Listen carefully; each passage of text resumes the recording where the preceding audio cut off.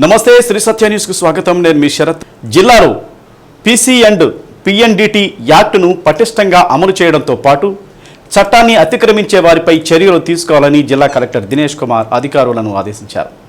కలెక్టరేట్లోని collector ఛాంబర్లో collector అధ్యక్షతన జిల్లాలో పీసీ అండ్ పిఎన్డిటి యాక్ట్ అమలుపై జిల్లా మల్టీ మెంబర్ అప్రోప్రియేషన్ అథారిటీ సమావేశం నిర్వహించారు. పీపీ అండ్ పిఎన్డిటి యాక్ట్ కింద అనుమతులు పొందిన స్కానింగ్ సెంటర్స్ ప్రభుత్వ నిబంధనల మేరకు నిర్వహిస్తున్నారా లేదా తరచూ తనిఖీ చేపట్టాలని కలెక్టర్ ఆదేశించారు. అలాగే అనుమతి పొందిన స్కానింగ్ సెంటర్స్ తిరిగి నిబంధనల ప్రకారం రెన్యువల్ చేస్తున్నారా లేదా క్షేత్రస్థాయిలో పరిశీలించాలన్నారు.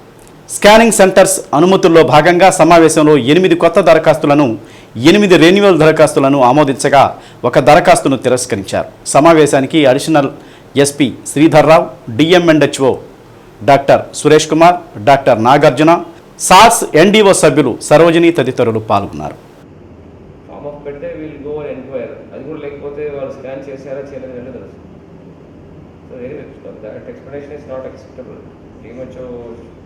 Decline the explanation, issue an order on paper that you would have fine పెట్టండి 100%. Yes. And next time వస్తే లైసెన్స్ క్యాన్సిల్ చేసాం చెప్పాలి. ఫస్ట్ టైం వల్ల మీకు ఫైన్తో రెన్యువల్ చేస్తున్నాం. ఓకే, నెక్స్ట్ టైం అంటే లైసెన్స్ క్యాన్సిల్ చేసి పడేసాయి. ఎవరు ఫార్మ్ ఆఫ్ ఫైల్ చేయకుండా నాకు అది డిలే అది రిపేర్ అని చెప్పడానికి వీలేదు. They are supposed to tell that there is a repair on that month, so on a day when they are repairing. So repairing only 4 నెలలు ఎందుకు వాళ్ళు చేయలే? and they are existing diagnostics and diagnostics కదా even a hospital. So hospital lo వాళ్ళు it is a running hospital కదా. Hospitals lo if they use they are levying penalty of 100% on renewal fee. Yes. And stringent warning, any future lapse like this your license will be cancelled. జిల్లాలో జరుగుతున్న communicable diseases, non communicable diseases సర్వేపై central bureau health intelligence ఆరా తీస్తుంది. జిల్లాలో 2 సార్లు ఈ survey పూర్తయింది. ఈ నేపథ్యంలో సెంట్రల్ బ్యూరో హెల్త్ ఇంటెలిజెన్స్ ప్రతినిధులు స్వయంగా సర్వే గురించి ఆరా తీశారు. Central bureau health intelligence deputy director Ramachandrarao, statistical officer Ramarao, ఒంగోలులోని వైద్య విధాన పరిషత్తు జిల్లా కోఆర్డినేటర్ ఎస్ఎన్ మూర్తితో సమావేశమయ్యారు. వైద్య విధాన పరిషత్ ఆధ్వర్యంలో కమ్యూనిటీ హెల్త్ సెంటర్లు, ఏరియా ఆసుపత్రుల్లో communicable diseases, non communicable diseases data గురించి అడిగి తెలుసుకున్నారు. అనంతరం డిప్యూటీ డైరెక్టర్ రామచంద్రరావు మీడియాతో మాట్లాడుతూ తాను 147 జిల్లాల్లో సర్వే చెక్ చేస్తున్నట్లు తెలిపారు. ప్రకాశం జిల్లాలో 3 రోజులు ఉంటానని, ఈ 3 రోజుల్లో ఒంగోలు జీజీహెచ్తో పాటు కమ్యూనిటీ హెల్త్ సెంటర్లు, ఏరియా ఆసుపత్రులను సందర్శించి నివేదికను సెంట్రల్ బ్యూరో హెల్త్ ఇంటెలిజెన్స్కు అందిస్తున్నట్లు వివరించారు. సెంట్రల్ టీం వెంట జిల్లా వైద్య ఆరోగ్య శాఖ కార్యాలయ కుటుంబ సంక్షేమ గణాంకాధికారి ప్రసాద్ ఉన్నారు. నా పేరు రామచంద్రరావు అండి, deputy director central bureau of health intelligence, government of India. మేము డిసిహెచ్ఎస్ గారిని కలవడానికి వచ్చామండి ఒంగోలు డిస్ట్రిక్ట్. పర్టికులర్గా మేము సిడి ఎన్సిటీ డేటాని మానిటర్ చేయడానికి, దాని డేటా ఫ్లో ఎట్లా ఉంది, అంత ప్రాపర్లీ రిపోర్టింగ్ జరుగుతుందా లేదా, ఇది మానిటర్ చేయడానికి వచ్చామండి. లేదండి, ఇది యాజ్ ఏ రెగ్యులర్ ఎక్సర్సైజ్. మా జ్యూరిస్డిక్షన్ వచ్చి ఆల్ సదర్న్ స్టేట్స్ అండి. ఈ సదర్న్ స్టేట్స్లో అరౌండ్ 147 డిస్ట్రిక్ట్స్ ఉన్నాయండి. సో ఆల్ 147 డిస్ట్రిక్ట్లో డేటా ఫ్లోని ఎన్ష్యూర్ చేయడం అన్నది బాధ్యత సిబిహెచ్ఐ బెంగళూరు బ్రాంచ్ అండి. సో అందుకొరకు మేము ఇలాగే ప్రతి స్టేట్ని విజిట్ చేసి, డిస్ట్రిక్ట్స్ విజిట్ చేసి అక్కడ డేటా ఫ్లో ఎట్లా ఉంది, అన్న గ్లిచెస్ ఉన్నాయా అవి హైలైట్ చేసి రిపోర్ట్స్ పంపిస్తామండి. ఆ రిపోర్ట్స్ మీద యాక్షన్ టేకన్ మళ్ళీ అడుగుతామండి డిస్ట్రిక్ట్స్ని, డిస్ట్రిక్ట్ అథారిటీ. జిల్లాలో టుడే అంటే పిహెచ్సి విజిట్ చేద్దాం అనుకుంటున్నామండి లంచ్ తర్వాత. అండ్ తర్వాత జీజీహెచ్ ఒకటి విజిట్ చేస్తామండి. రేపు ఎల్లుండి కూడా మేము ఇలాగే సిహెచ్సిస్ కానీ ఏరియా హాస్పిటల్స్ కానీ విజిట్ చేస్తామండి. రిపోర్ట్ మేము సెంటర్కి పబ్లిష్ ఇస్తామండి, అలాగే స్టేట్కి కూడా కాపీ పెడతామండి. ఒంగోలు లోక్సభ సభ్యుడు మాగుంట శ్రీనివాసులు రెడ్డి జిల్లాకు రానున్నారు. మంగళవారం ఉదయం 8 గంటలకు స్థానిక రామ్నగర్లోని మాగుంట కార్యాలయంలో ప్రజలకు అందుబాటులో ఉంటారు.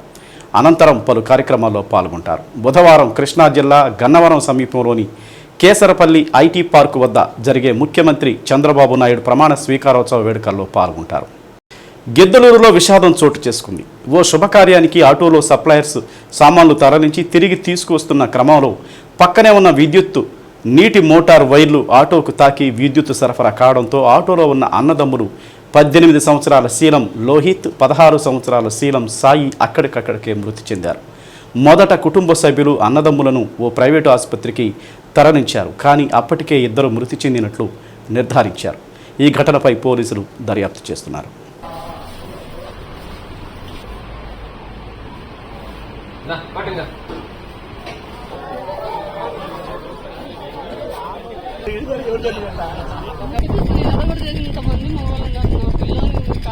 అసలు ధైర్యం కూడా చేయలేకపోయాను. ఎవరు వచ్చిన వాళ్ళు కూడా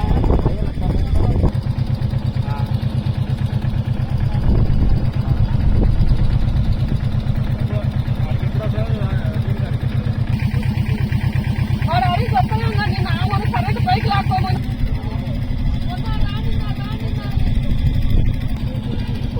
డోర్ కట్టుకుంటూ ఇది చేసుకోరా, ఇది కట్టుకోండి.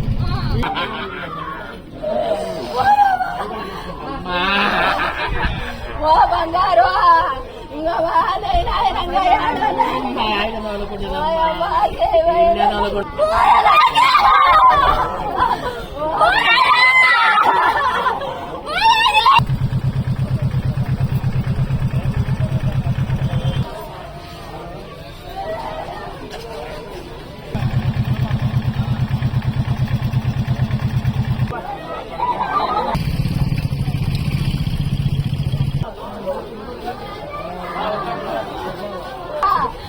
బంగారు కొడుకాలైనా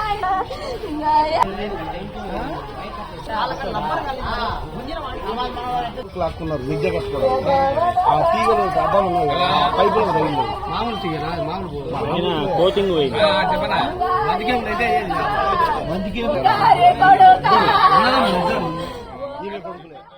ఆడికి లైన్ ఆడ కట్టి ఉంది. కొంచెము దానికి దగ్గరే ఉంది. దగ్గరే ఉంటే ఒబ్బి తగులుతుంది. నేను ఆడ పై తగులుతుంది చూసుకొని పోండి అంటేనే వాళ్ళ డోర్లోంచి బయటకు వచ్చిన ఒక పిల్లోడు బయటకు వచ్చి ఇంకా నీళ్ళకపోతా ఉన్నాడు. ఎందుకు బాగా నీళ్ళకపోతున్నాడు, ఇంకా కరెంట్ వెళ్ళినట్టు కట్ట తీసుకుని ఉరికి ఆ పిల్లోడు డోర్ లో చెయ్యి ఒకటి ఉండింది. కట్ట తీసుకుని కిందికి డోర్తో దొబ్బేసిన కట్టతో పట్టుకోకుండా రోడ్డు మీద ఉరికినాను. ఎవరైనా రాంటి ఉరుకుతారా అని చెప్పి పిల్లలకు కరెంట్ షాక్ కొట్టిందని వాళ్ళందరూ వచ్చేసినారు. ప్రధానిగా నరేంద్ర మోదీ వరుసగా 3వసారి ప్రమాణ స్వీకారం చేసిన నేపథ్యంలో బీజేపీ ఒంగోలు అసెంబ్లీ నియోజకవర్గ కన్వీనర్ వైసీ యోగయ్య యాదవ్ ఆధ్వర్యంలో విజయోత్సవ వేడుకలు నిర్వహించారు. ఒంగోలులోని రత్నమహల్ సెంటర్ వద్ద బాణాసంచా కాల్చారు. బీజేపీ నాయకులు, కార్యకర్తలు ఒకరికొకరు మిఠాయిలు పంచుకున్నారు. జవహర్లాల్ నెహ్రూ తర్వాత నరేంద్ర మోడీ వరుసగా 3 సార్లు ప్రధాని పీఠం ఎక్కారని యోగయ్య యాదవ్ అన్నారు. భారతదేశాన్ని రక్షణ, ఆర్థిక, విదేశీ వ్యవహారాల్లో ప్రపంచంలోనే అగ్రభాగంగా నరేంద్ర మోడీ ఉంచుతున్నారని తెలిపారు. దేశ ప్రజలంతా సంతోషంగా ఉన్నారని యోగయ్య యాదవ్ గుర్తు చేశారు. కార్యక్రమంలో బీజేపీ నాయకులు సీతారామయ్య, విజయారావు, శ్రీలక్ష్మి, రామయ్య, మధు యాదవ్, సంజీవ్ కుమార్ యాదవ్, విజయ్, తిరుమల, మురళీ యాదవ్, గుర్రం సత్యనారాయణ, రాజేష్ వర్మ, మోజస్ తదితరులు పాల్గొన్నారు.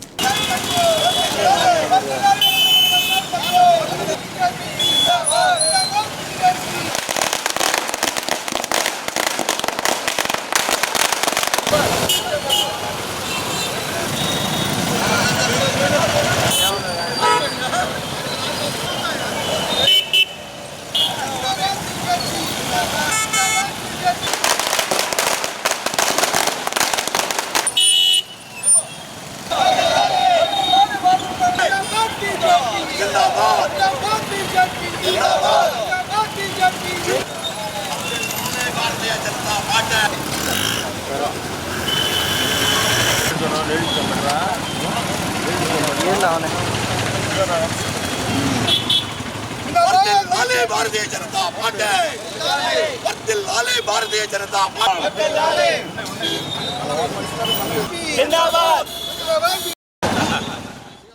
ఈ దేశానికి మన ప్రియతమ ప్రధానమంత్రి భారతదేశ ముద్దుబిడ్డ శ్రీ నరేంద్ర మోడీ గారు ఈ రోజున 3వసారి ప్రధాన మంత్రిగా పదవి బాధ్యతలు చేపట్టిన సందర్భంగా మనం ఈ యొక్క కార్యక్రమాన్ని మనం అందరం కూడా ఇక్కడ సెలబ్రేట్ చేసుకోవడం జరుగుతుంది.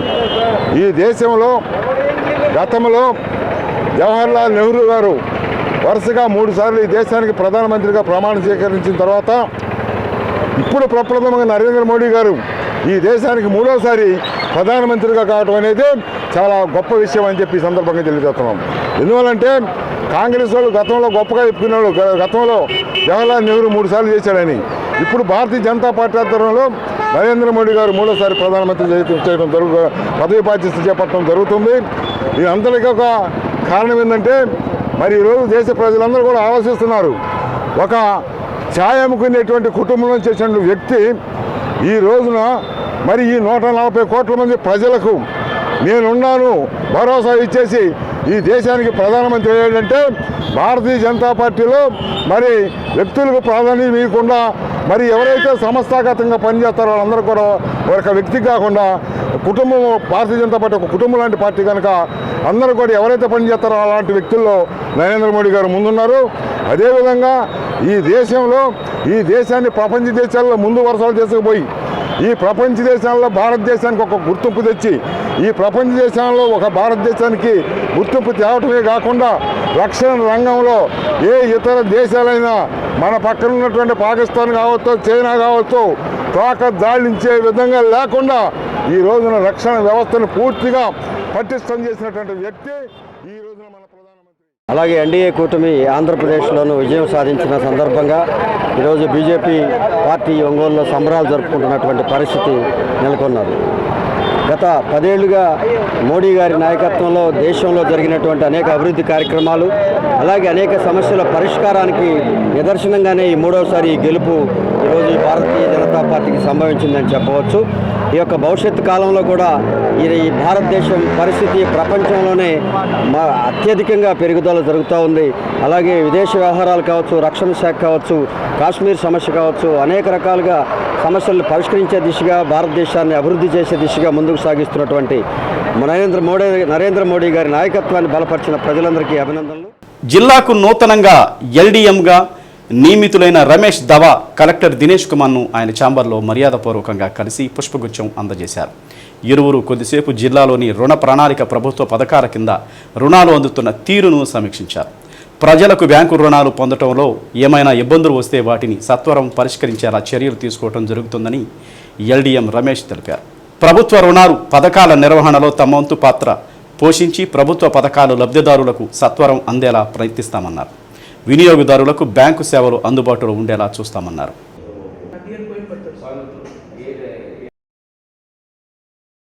ప్రజలకు బ్యాంకుల నుంచి కానీ బ్యాంకు రుణాల పొందడంలో కానీ ఎటువంటి సమస్యలు వచ్చినా కానీ ఆ సమస్యలను సత్వరమే పరిష్కరించి ఆ కన్సర్న్ బ్యాంకుల ద్వారా కోఆర్డినేట్ చేసి ఆ సమస్యలు పరిష్కరించడానికి నా శాయశక్తిలో కృషి చేస్తాను. అంతేకాకుండా ప్రభుత్వ రుణాలు పొందడంలో కానీ ప్రభుత్వం నుంచి వచ్చే పథకాలను ప్రజలకు చేరవేయడంలో కానీ ఈ బ్యాంకులు నిర్వర్తించే పాత్రలో మా వంతు మేము తోడ్పాటును అందిస్తాము.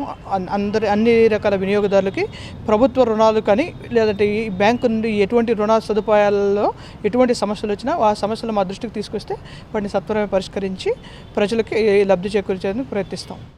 ఖరీఫ్ సీజన్ తొలకరిలో వర్షాలు పడటం రైతులకు శుభ పరిణామం అని రైతులకు విత్తనాలు కూడా అందుబాటులో ఉంచినట్లు మండల వ్యవసాయ శాఖ అధికారి జి కిషోర్ బాబు అన్నారు. నగరంలోని వ్యవసాయ శాఖ కార్యాలయంలో మీడియా సమావేశం నిర్వహించారు.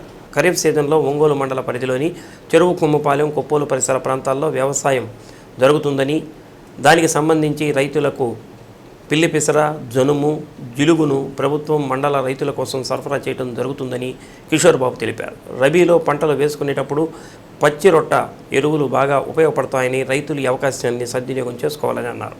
మండలానికి పిల్లి పిసర 20 క్వింటాలు, జనుము 50 క్వింటాలు, జీలు 20 క్వింటాలు సరఫరా చేశారని, పిల్లి పిసర 8,800, జనుము 8,800, జీలుగా 13,400 రూపాయలుగా ధర నిర్ణయించడం జరిగిందని, అందులో 50% రాయితీ ప్రభుత్వం కల్పిస్తూ రైతులకు సరఫరా చేయడం జరుగుతుందని అన్నారు.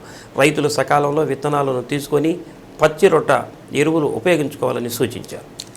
ముఖ్యంగా ఈ యొక్క ఖరీఫ్ వ్యవసాయ సీజన్లో అనుకూలంగా తొలకరి వర్షాలు పడటం ఒక శుభపరిణామం.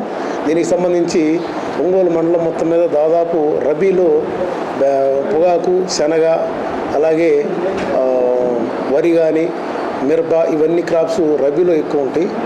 ఈ ఖరీఫ్లో చాలా తక్కువ ఉంటుంది. కొప్పోలు గ్రామంలో మాత్రమే మనకి ఖరీఫ్లో వరి పడుతుంది. అలాగే చెరుకుంపాలెం, తర్వాత సర్వేరెడ్డిపాలెం అటు సైడు కొంత మనకి మినుము పట్టడానికి అవకాశం ఉంది లేటు ఖరీఫ్లో. అయితే వీటికి గాను ఇప్పుడు ప్రస్తుతానికి మన వ్యవసాయ సీజన్లో పచ్చి రొట్టె ఎరువులు విత్తనాలు అయినటువంటి జనుము, జీలుగా, పిల్లి పెసర అవి 3 రకాలు రైతులకు అందుబాటులో ఉన్నాయి. ఆల్రెడీ డిస్ట్రిబ్యూషన్ కూడా స్టార్ట్ అయింది. దానికి సంబంధించి మనకి జీలుగు వచ్చేసి పూర్తి రేటు 8,800, దాంట్లో 50% సబ్సిడీ పోను 4,400కి మనకి జీలుగు ఇస్తా ఉన్నాం. అలాగే పిల్లి పెసర కూడా 13,400, దాంట్లో 50% సబ్సిడీ పోను 6,700కి ఇస్తా ఉన్నాం. అలాగే సన్నయంపు జనుము కూడా 8,800 పూర్తి రేటు క్వింటాల్కి వచ్చేసి, దాంట్లో 50% సబ్సిడీ పోను 4,400కి మనం రైతుకి ఇస్తూ ఉన్నాం. ఒక రైతుకి మ్యాక్సిమంగా 5 ఎకరాలకి ఇవ్వడం జరుగుతూ ఉంది. అది 10 కేజీలు, 25 కేజీలు అట్లా ప్యాకింగ్లో రకరకాలుగా ఉన్నాయి. రైతు కావాల్సిన రైతు మన గ్రామ వ్యవసాయ అక్కడ విఐఏ అగ్రికల్చర్ అసిస్టెంట్ దగ్గరికి వచ్చినట్లయితే ఆధార్ కార్డు తీసుకొని వచ్చి వాళ్ళు పేరు నమోదు చేసుకున్నట్లయితే వారికి ఎంత ఏరియాకి ఎన్ని విత్తనాలు వస్తాయి అనేది ఆ మొబైల్లోనే, యాప్లోనే రావడం జరుగుతుంది. దాన్ని బట్టి మనకి డిస్ట్రిబ్యూషన్ జరుగుతుంది.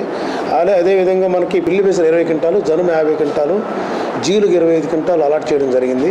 అవి డిస్ట్రిబ్యూషన్ చేసిన తర్వాత పై అధికారులను అడగడం జరిగింది. మళ్ళీ వాళ్ళు సప్లై కూడా చేస్తూ ఉన్నారు. కాబట్టి రైతు సోదరులందరూ కూడా ఈ యొక్క పచ్చి రొట్టె ఎరువులు విత్తనాలు వేసుకొని భూమి సారవంతం అవడానికి, అంటే ఈ యొక్క నత్రజని సంబంధ ఎరువులైనటువంటి యూరియా వాడకాన్ని తగ్గించుకోవచ్చు. భూమి గుళ్ళబారుద్ది, మంచిగా నత్రజని స్థిరీకరణ జరుగుద్ది. కాబట్టి ప్రతి రైతు కూడా వరి పొలాల్లో అయితే జీలుగు వేసుకోవడం బెటరు. తర్వాత మనకి ఈ యొక్క పొగాకు, శనగ వేసే క్రమంలో జనుము పంట వేసినట్లయితే అది పూత దశలో భూమిలో కలిగి ఉన్నట్లయితే భూమిలో నత్రజని కుళ్ళబారి నత్రజని స్థిరీకరణ జరుగుతుంది.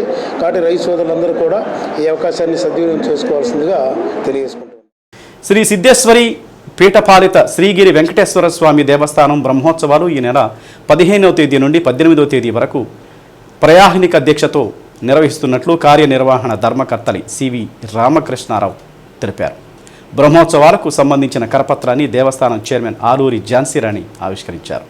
ఈ నెల 15వ తేదీ సాయంత్రం 6 గంటలకు అంకురార్పణ, 16వ తేదీ ఉదయం 9:30 ధ్వజారోహణ, సాయంత్రం శేషవాహన సేవ, కూచిపూడి నృత్య ప్రదర్శన ఏర్పాటు చేశామని అన్నారు. 17వ తేదీ ఉదయం విశేష స్నపన తిరుమంజనం, సాయంత్రం ఊంజల సేవ, అన్నమయ్య సంగీత విభావరి ఏర్పాటు చేసినట్టు తెలిపారు. 18వ తేదీ ఉదయం 9:30 చక్రస్నానం, సాయంత్రం హనుమత్ వాహన సేవ, ఆధ్యాత్మిక ప్రసంగం ఏర్పాటు చేశామని అన్నారు. 19వ తేదీ ఉదయం 9:30 స్వామివారి కళ్యాణ మహోత్సవం జరుగుతుందని అన్నారు. ఈ కార్యక్రమంలో దేవస్థానం ఆద్యత సేవల ధర్మకర్త ఆలూరు జ్వాలారామారావు, ధర్మకర్తలు ఆలూరి వెంకటేశ్వరరావు, ఆలూరు లక్ష్మీకుమారి, వేద పండితులు భానుప్రకాష్ శర్మ, శనగవరపు రవితేజ, అర్చక స్వాములు ప్రద్యుమ్న కుమార్, రంగస్వామి అయ్యంగార్ తదితరులు పాల్గొన్నారు.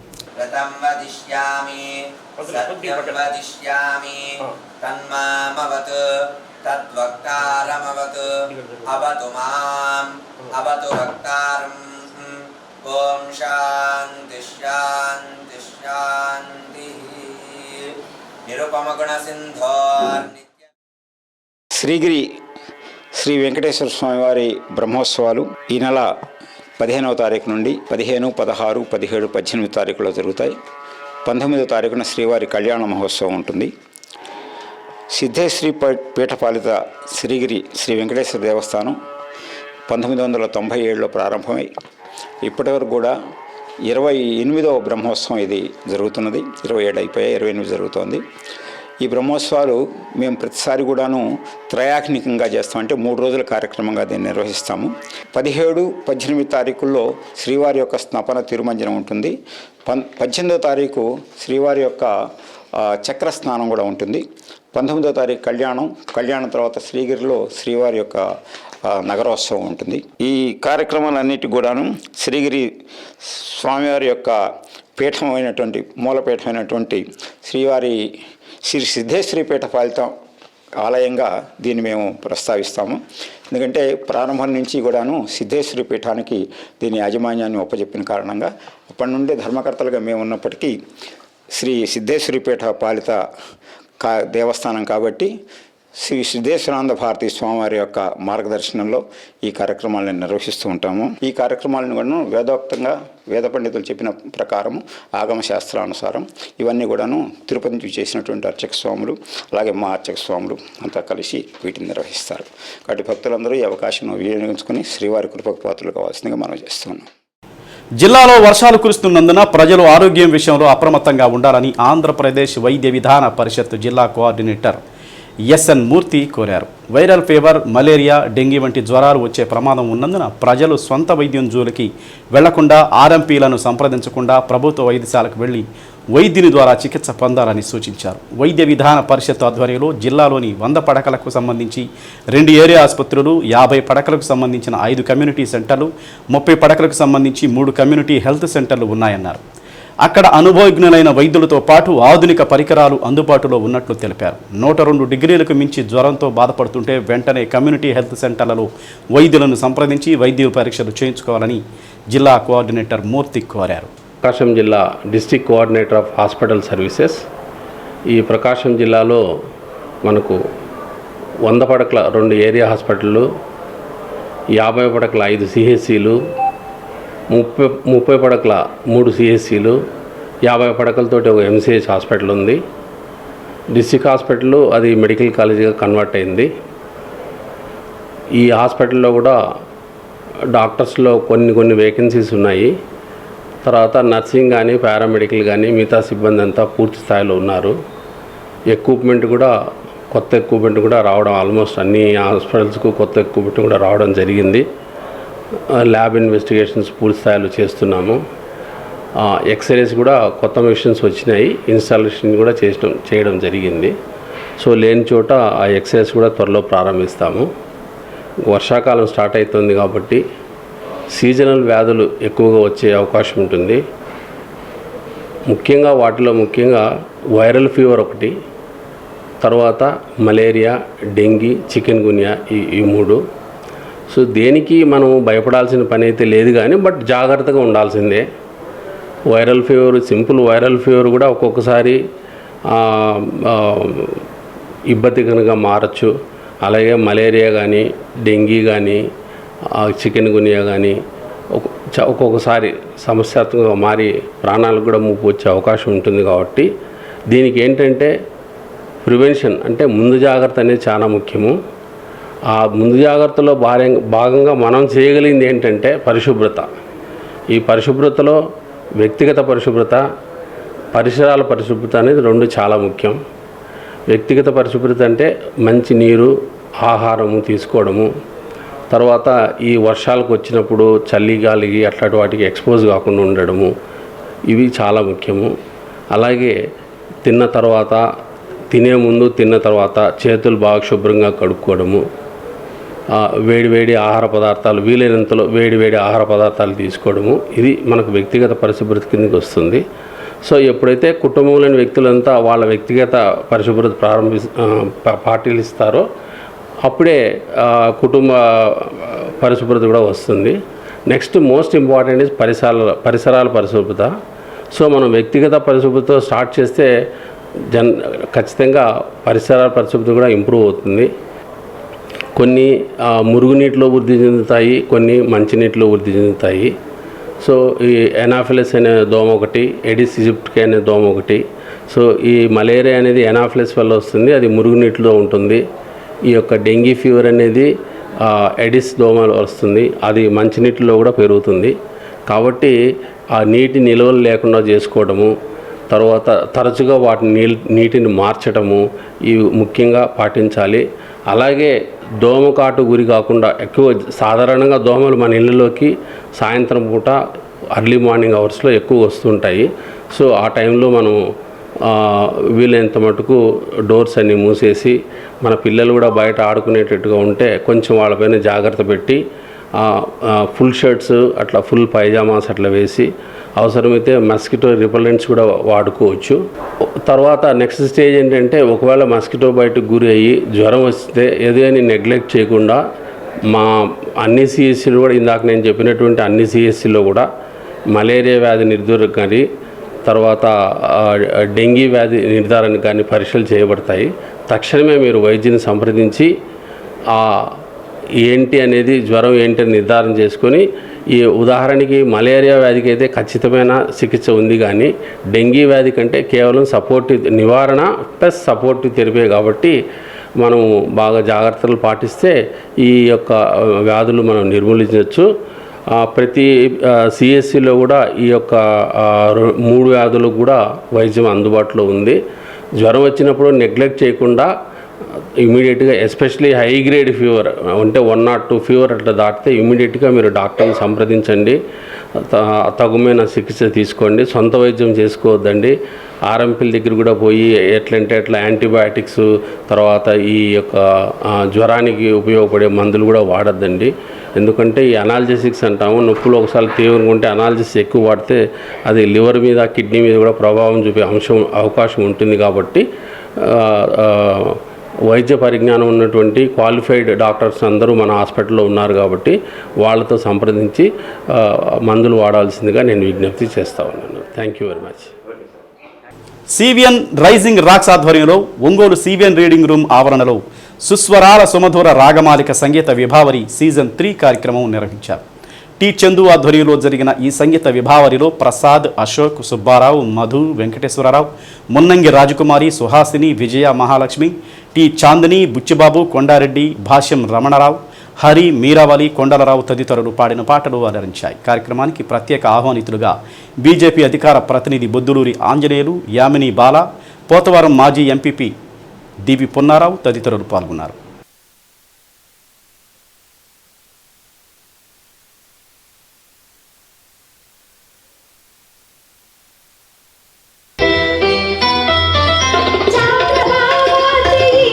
ఎప్పుడైనా సరే నేను 5 నిమిషాలు ప్రసంగించవలసిందిగా వారికి బొకే ఇవ్వాల్సిందిగా మున్నంగి రాజకుమార్ గారిని కోరుతున్నామండి.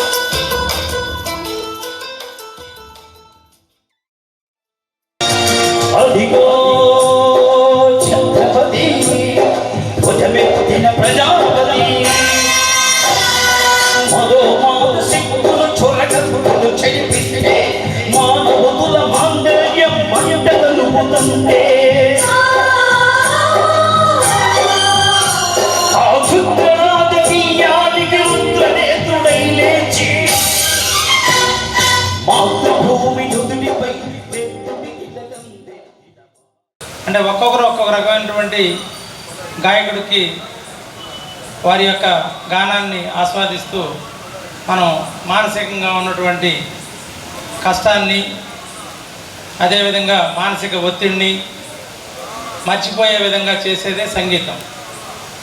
అదేవిధంగా ఈ కళలని పోషించడం సమాజం యొక్క ప్రతి ఒక్క బాధ్యత. ప్రతి ఒక్కరు కూడా ఈ కళాకారులని ఈ కళలను అభివృద్ధి పథంలో నడిపించడానికి సమాజంలో ప్రతి ఒక్కరు కూడా కృషి చేయాలని ఈ కార్యక్రమానికి విచ్చేసినటువంటి ప్రతి ఒక్కరికి ముందున్నటువంటి ప్రతి ఒక్కరికి కూడా ముందుగా అందరికీ ధన్యవాదాలు తెలియజేస్తున్నాను. ఇక్కడికి విచ్చేసిన కళాకారులందరూ కూడా వారి యొక్క నైపుణ్యాన్ని ఇంకా పెంచుకొని వారు కళల్ని అదేవిధంగా పోషించాలని, అదేవిధంగా నడిపించాలని, మంచి అభివృద్ధి పదంలో నడవాలని, పెద్ద పెద్ద కచేరీలు చేసే విధంగా గాయకులందరూ కూడా ఎదగాలని కోరుకుంటూ సరస్వతీదేవి, లక్ష్మీదేవి, అలాగే ఆది మధ్యాంతరహితుడైన పరమేశ్వరుడు శతమానం భవతి శతాయ పురుషస్విదేంద్రియ ఆయుష్యే మనోవాంఛ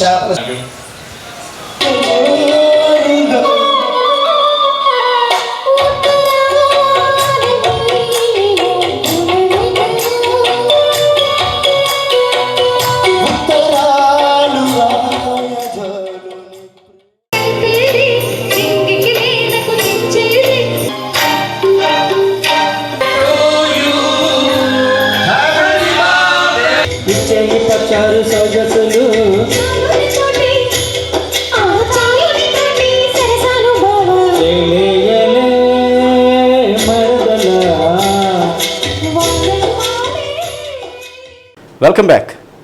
ఒంగోలు రాజీవ్ గృహకల్పలోని రాజీవ్ విద్యా విజ్ఞాన కేంద్రంలో జరుగుతున్న ఉచిత వేసవి విజ్ఞాన శిబిరం ముగిసింది. ఈ శిబిరంలో దాదాపు నెల రోజుల పాటు విద్యార్థులకు ఇంగ్లీషు, మ్యాథ్స్, తెలుగు సబ్జెక్టులకు సంబంధించి సంబంధిత ఉపాధ్యాయులు విద్యార్థులకు తెలియజేశారు. వేసవి విజ్ఞాన శిబిరం ముగింపు వేడుకలు రాజీవ్ గృహకల్పలోని పార్కులో ఘనంగా జరిగాయి. ఈ సందర్భంగా మెజిషియన్ రామన్ చేసిన మ్యాజిక్ పిల్లలతో పాటు పెద్దలను ఎంతగానో అలరించింది. విద్యార్థులు ప్రదర్శించిన సాంస్కృతిక కార్యక్రమాలు అలరించాయి. రాజీవ్ విద్యా విజ్ఞాన కేంద్రం కమిటీ సభ్యులు పెంట్యాల హనుమంతరావు, అనంత్, షోయబ్, బుజ్జి, కోటి ఆధ్వర్యంలో వేడుకలు జరిగాయి.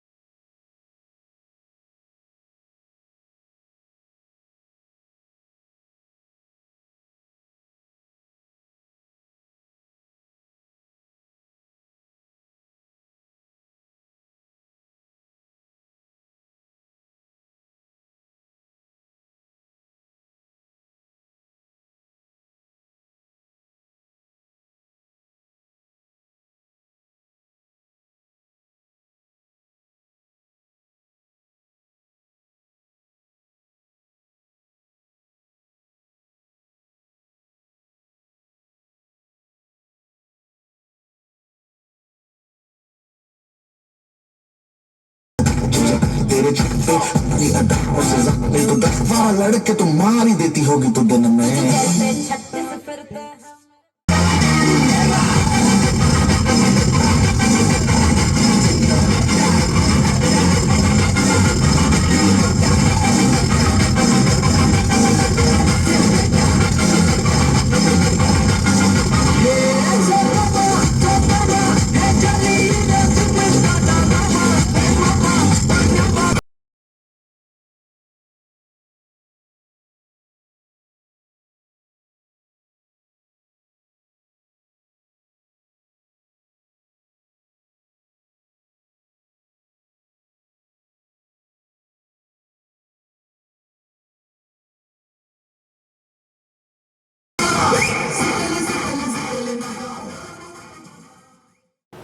నటసింహం నందమూరి బాలకృష్ణ జన్మదిన వేడుకలు శివం శరణాలయంలో సేవా కార్యక్రమాలు వేడుకగా నిర్వహించారు. ప్రకాశం జిల్లా నందమూరి బాలకృష్ణ అభిమాన సంఘం ఆధ్వర్యంలో ఎమ్మెల్యే దామచల్ల జనార్దన్ ఆశీస్సులతో జరిగిన ఈ వేడుకల్లో తెలుగుదేశం పార్టీ పార్లమెంటు మహిళా అధ్యక్షురాలు మండవ లావణ్య, 4వ డివిజన్ కార్పొరేటర్ జాకీర్ హుస్సేన్ ముఖ్య అతిథులుగా పాల్గొని బాలకృష్ణ బర్త్డే కేక్ కట్ చేశారు. అనంతరం నగరంలోని పలు ప్రాంతాల్లో అనాథలకు శివం సంచార వాహనం ద్వారా అన్నదానం చేశారు.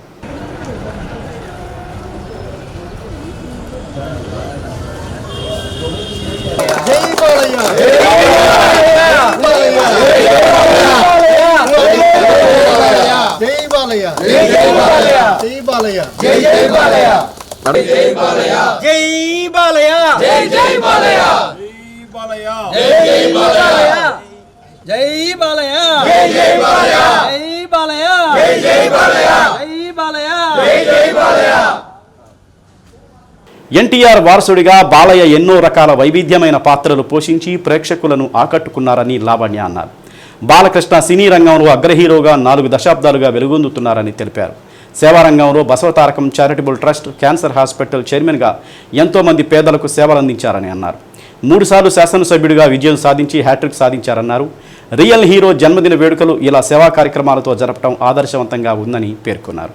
వేడుకల్లో బాలకృష్ణ అభిమాన సంఘం నాయకులు రావి వాసు, సుధాకర్, అశోక్, యశ్వంత్, గోపి, దండే శ్రీను, శివం ఫౌండేషన్ చైర్మన్ గొల్లపూడి శ్రీహరి, సంఘ సేవకులు మారెళ్ల సుబ్బారావు, టీడీపీ నేత చౌదరి, ఖరీదు శ్రీనివాసరావు, అలగర వెంకట్ తదితరులు పాల్గొన్నారు.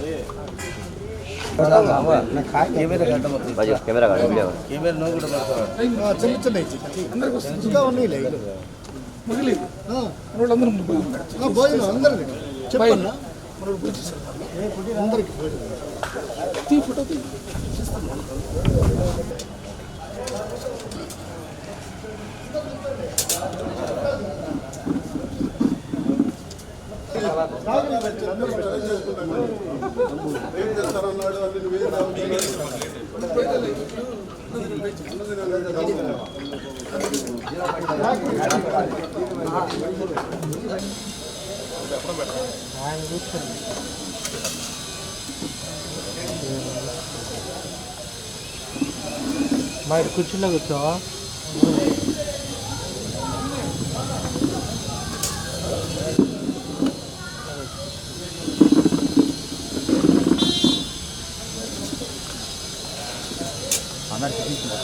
ముద్దుల బాలయ్య, నటసింహం, శ్రీ నందమూరి బాలకృష్ణ పుట్టినరోజు సందర్భంగా శివం శరణాలయంలో 300 మందికి అన్నదాన కార్యక్రమం చేయడం జరిగింది.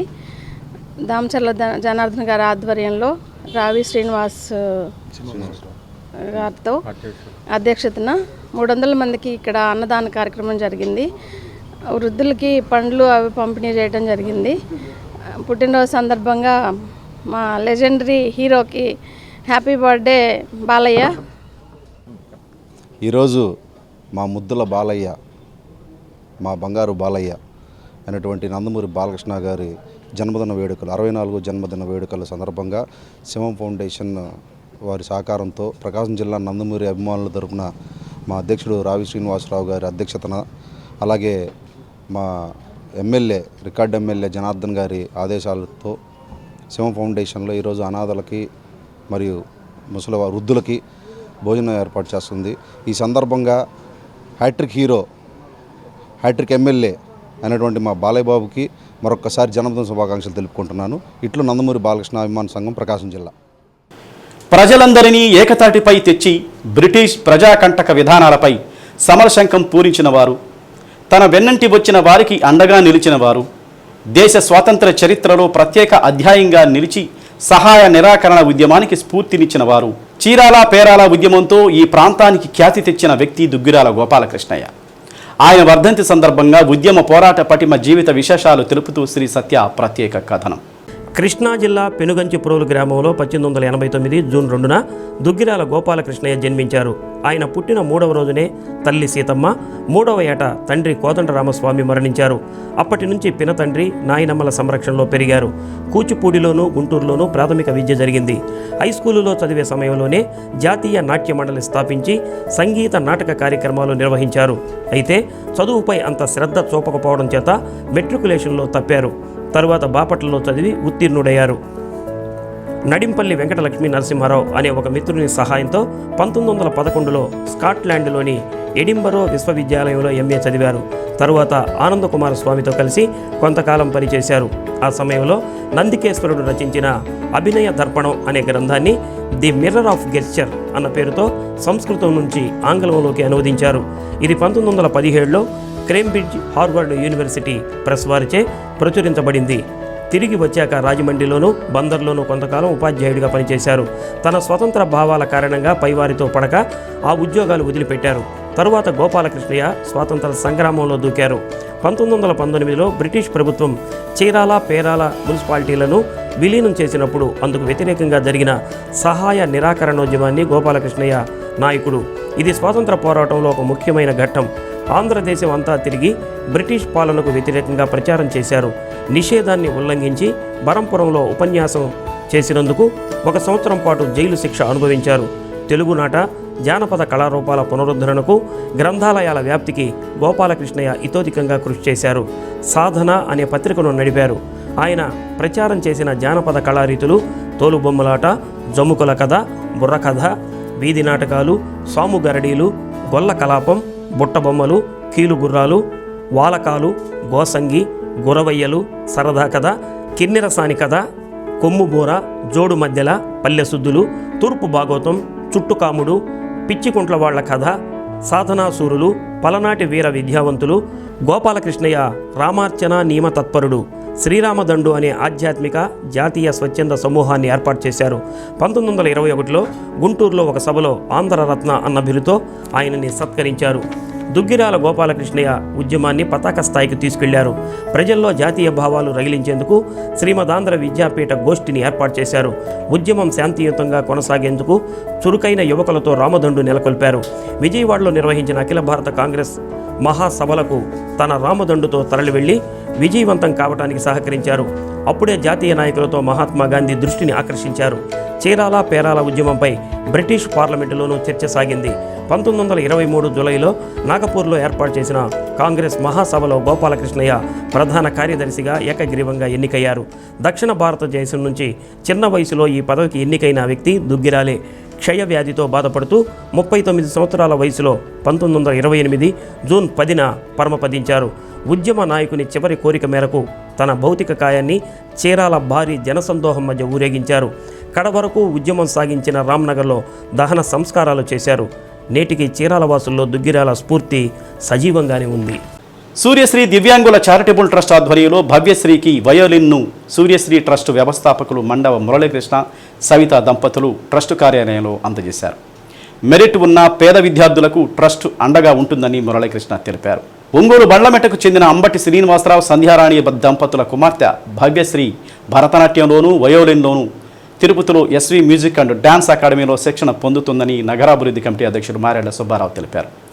డిప్లొమా కోర్సు 4 సంవత్సరాలు ఉంటుందని, అమ్మాయికి వయలిన్ లేక ఆర్థిక ఇబ్బందులతో సూర్యశ్రీ ట్రస్ట్ సెక్రటరీ షేక్ సర్దార్ భాషాను సంప్రదించగా దాతలు రాజ్ కనపర్తి, శిల్ప రాఘవేంద్ర ఆర్థిక సహాయంతో 15,000 రూపాయలు విలువ కలిగిన వయోలిన్ని అందించారు. ట్రస్ట్ నిర్వాహకులు సర్దార్ భాషా షహనాజ్ దంపతులు మాట్లాడుతూ భవ్యశ్రీ ఉన్నత స్థితికి ఎదగాలని కోరుతూ భవిష్యత్తులో సూర్యశ్రీ ట్రస్ట్ అండగా ఉంటుందని తెలిపారు. కార్యక్రమంలో మండవ సుందర సాయి, మల్లవరపు శ్రీనివాసరావు, జనసేన శ్రీనివాసరావు తదితరులు పాల్గొన్నారు. భరతనాట్యంలోనూ వైలన్ మ్యూజిక్ సిస్టంలోనూ మంచి అనుభవంతో రాణిస్తూ ఉంది. ఆ అమ్మాయి Tirupati SV music institute of అకాడమీలో బాగా ట్రైనింగ్ పొందుంది. ఆ అమ్మాయికి వైలిన్ కావాలని సూర్యశ్రీ ట్రస్ట్ సెక్రటరీ సర్దార్ భాషను సంప్రదించగా దాతల సహకారంతో ఈరోజు ట్రస్ట్ వ్యవస్థాపకులు మండవ మురళీకృష్ణ, సవితా దంపతుల ఆధ్వర్యంలో ఆ అమ్మాయికి వైలిన్ మ్యూజిక్ సిస్టమ్ ట్రస్ట్ కార్యాలయంలో అందజేయడం జరిగింది. ఆ అమ్మాయి 4 సంవత్సరాలు ఈ అకాడమీలో శిక్షణ పొందాలి, మంచి ఉన్నత స్థితికి ఎదగాలని ఆలోచనలో ఉంది. భరతనాట్యం వైలన్లో ఆ అమ్మాయి మంచి అనుభవం సంపాదించి మన జిల్లాకి మంచి పేరు తీసుకురావాలని, ఈ భవ్యశ్రీకి ఏ విధమైన ఆర్థిక సహకారం కావాలన్నా సూర్యశ్రీ ట్రస్ట్ అండగా ఉంటుందని ఈ సందర్భంగా తెలియజేస్తా ఉన్నాను. నిలకడలేని నిమ్మ ధరలతో రైతులకు దిక్కుతోచడం లేదు. వేసవిలోనైనా మంచి ధరలు వస్తాయని ఆశించిన వారు నిరాశకు గురవుతున్నారు. ధరలు సగానికి సగం పడిపోవడం వారిని ఆందోళనకు గురిచేస్తుంది. ఇక నాణ్యత లేకుంటే కిలోకు 10 రూపాయలు కూడా దక్కడం లేదు. నిమ్మ ధరలు నానాటికి క్షీణిస్తుండటంతో రైతులు నష్టాలు పాలయ్యే పరిస్థితి నెలకొంది. కనిగిరి నిమ్మ మార్కెట్లో ప్రస్తుతం ధరలు 3వ వంతుకు పడిపోవడంపై ఆవేదన వ్యక్తం చేస్తున్నారు. ఏప్రిల్ నెలలో కిలో 100 రూపాయలు పలికిన ధర మే నెలలో 60 రూపాయలకు పడిపోయింది. ఏటా మే నెలలో 100 రూపాయలకు మించి లభించేది. వారం రోజులుగా కిలో 30 రూపాయలకు పడిపోయింది. దీంతో రైతులకు ఏం చేయాలో తెలియటం లేదు. ఈ పరిణామాలతో కోత కోయాలా లేదా అన్నది తెలియటం లేదు. నిలకడలేని ధరలు రైతులను కుంగదీస్తున్నాయి. కేవలం 2 నెలల తేడాతోనే ఇంతగా పతనమవడం ఏమిటని ప్రశ్నిస్తున్నారు. కేవలం వారం రోజుల్లోనే కిలో 60 రూపాయల నుంచి 30 రూపాయలకు పడిపోవడంతో తమకు గిట్టుబాటు కావడం లేదని సాగు చేసిన రైతులు వాపోతున్నారు. ఇక నాణ్యత లేని కాయలను కిలో 10 రూపాయలకి ఇవ్వడం లేదు. దీంతో కూలి డబ్బులు కూడా రావటం లేదు.